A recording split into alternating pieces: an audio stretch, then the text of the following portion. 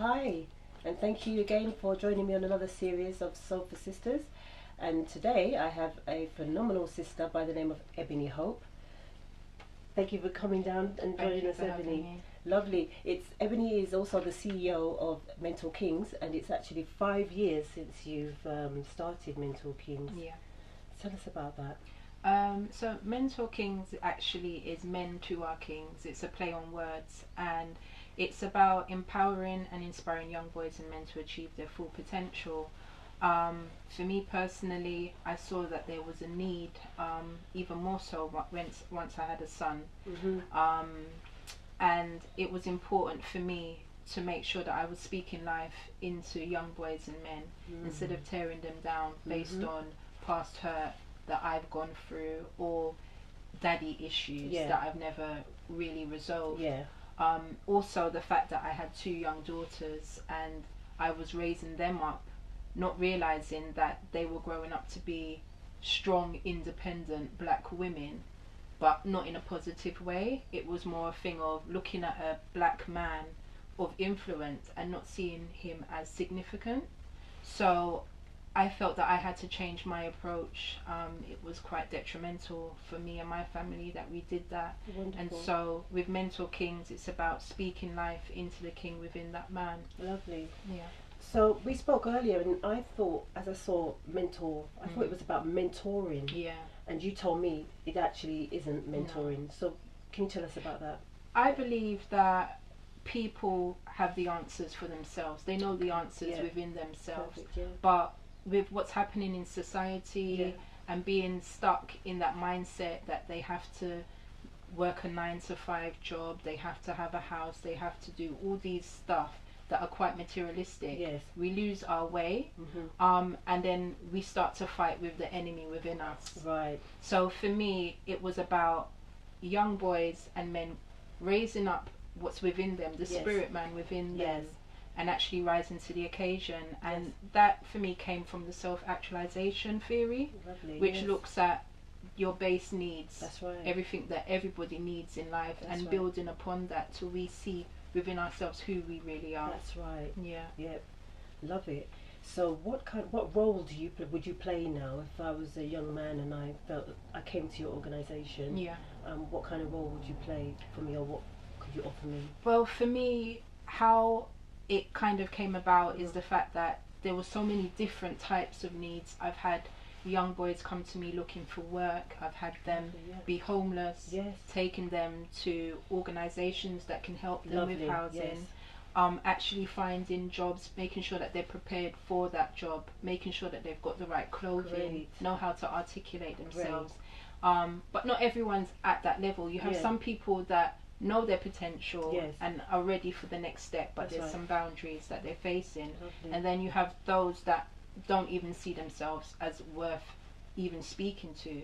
So even just having a conversation with them and talking to them as if they are great, but they don't see themselves as great.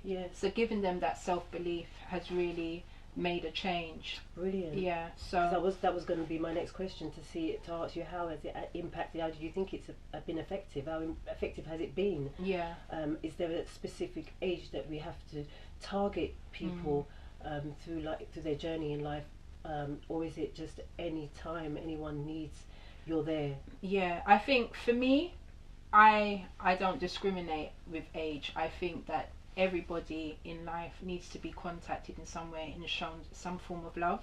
And to be cheered on. I'm a personal cheerleader. If you've got something happening and I can be there to support you, I'll support you. In any which way which is possible. So for me, it really doesn't matter about the age, but you have to want it for yourself. I've come to the realization a lot of the things that I was doing in my past relationship was emasculating the man, but I didn't realize it until I was outside of that relationship, and a lot of that was because I became an enabler. So I was always giving without it being asked for. So then it almost kind of made the man feel like I don't have to do anything for myself because I know she's going to do it. So it's important to have that balance. It's a balance, isn't it? It is a balance, So some of the programs that I've done before is Man Cave, which Okay. I used to do every fortnight on a Yeah. Sunday. We would have intergenerational. The youngest would be around 13, Yes. oldest being 55, Yes. coming together, men only space, 3-course meal that I would cook for them, Yes. and having a keynote speaker come and speak to them about issues affecting their life, whether it's to do with mental health, whether it's to do with not in having access to their children. Yes. And just looking at the difference between a child whose father's not around and Yeah. a father who can't see their child, and having that dialogue. But it's very important at the end of each session that we look at solutions. Lovely. How are we going to resolve this situation? Yes. You can't leave without some type of solution. Great. So that's one of the programs that Great work. we've done. Because I've been to one of your programs. It was like more of like a family Father's adventure day. Day, Yeah, yeah. it was awesome. And I noticed there was a big spread, and you know, I was actually entertained. I was blessed with food and everything. And I just thought, where's all this coming from? Are you funded? Are you? What's happening? No, I've been running, as you said before, for 5 years now, and I'm self-funded. Part of the reason I did that is because I didn't want to be dependent on government handouts. I didn't want the government to decide how this should be facilitated, because it's very much a platform for young boys and men. Yes. And although I am a woman that has created it, it's in my vision is for men to be at the forefront and actually take their rightful stand. Lovely. So it's important for us as a community, and even those projects that are out there and established, to come together and collaborate, instead of doing different separate projects that all come to the same conclusion, because to me that's counterproductive. Yeah, but with the Father's Day barbecue, every year it gets bigger and bigger, and really I think the fact that I don't put pressure on people to give me money, and the fact that it is for free, people are more willing to offer their support, Donate. which I'm grateful for. Yeah. Brilliant. That's wonderful. So may you just advance and get more bigger, and even join other groups. Definitely. And collaborate and continue such good work. Yeah. But a phenomenal lady.